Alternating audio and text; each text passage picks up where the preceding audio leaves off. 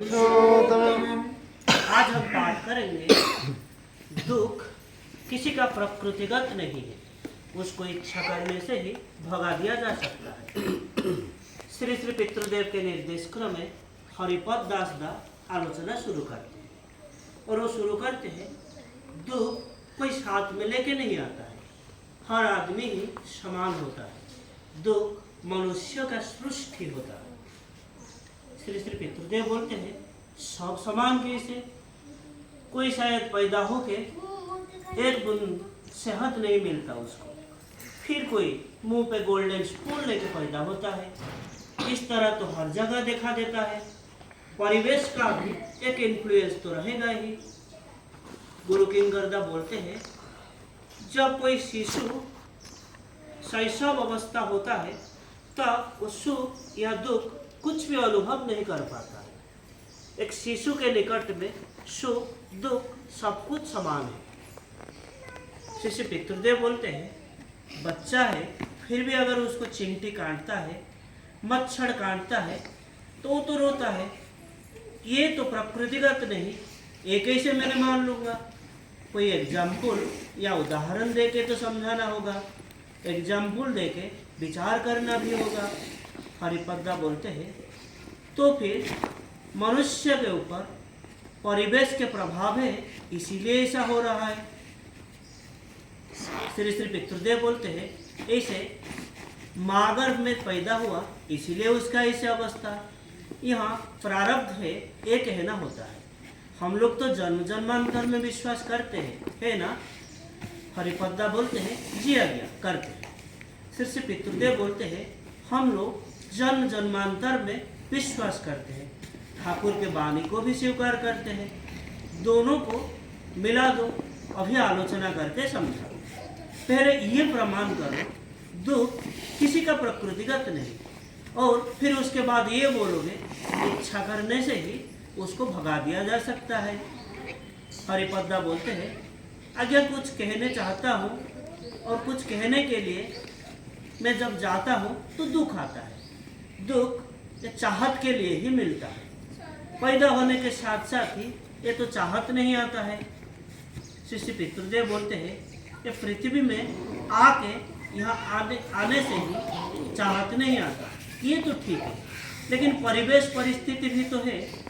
दुख तो प्रकृतिगत नहीं है, इसको तो फिर प्रमाण करना होगा। फिर पूर्वोक्त उदाहरण के सूत्र लेके बोलते हैं, यही दो बच्चों की बात बोलो। अभी वो दोनों बच्चों के क्षेत्र में जो पहला बच्चा, उसको दूसरे बच्चे के जगह पे रख दो, वो नहीं रोएगा। दूसरे बच्चों को पहले बच्चों के स्थान में अगर रख लोगे, वो तो फिर रोएगा। जितना दिन तक मन तैयार नहीं हुआ है, उतना दिन तक ये होगा। हम जब बाल्यकाल देखते हैं तो ये समझ में आ जाता है, दुख किसी का प्रकृतिगत नहीं। ये भी मिट्टी खाता है, वो भी मिट्टी खाता है।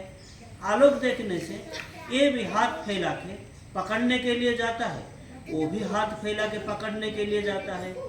वो भी गंदगी अपने शरीर में डालता है और दूसरा भी अपने शरीर में गंदगी डालता है।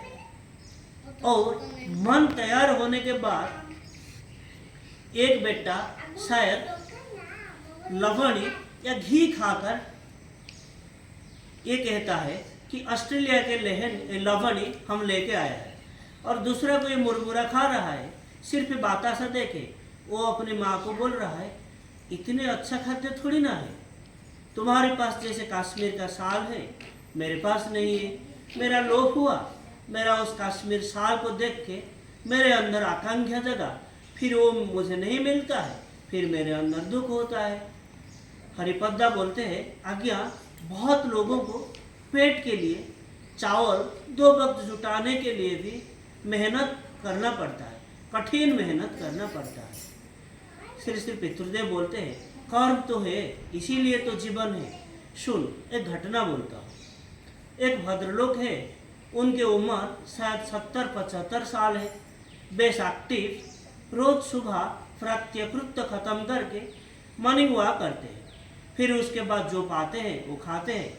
अगर कुछ मिलता नहीं तो फिर बाजार के लिए निकल जाते हैं, फिर बाजार ख़त्म करके अपने दोस्तों के साथ मिलते हैं, फिर घर लौटते हैं 10 बजे, फिर खा पी के विश्राम करते हैं, फिर बिकाले फिर निकल पड़ते हैं। ऐसे करके सारा दिन ही काम धंधा के अंदर रहते हैं। वही भद्र लोग, उनके जो बेटी और दामाद, उनके खूब टार उस वृद्ध के ऊपर। वो लोग होते हैं और वो लोग उनको लेके मयूरभंज गए। वहाँ कुछ काम करने गए, लेकिन वहाँ कुछ काम करने उनको देते नहीं। 24 घंटा उनको बिठा के रखते हैं, उनके आदर जत्न करते हैं, सेवा देते हैं। ऐसे कर करके उनको एक दिन बीमारी पकड़ती है और वो कम नहीं होता।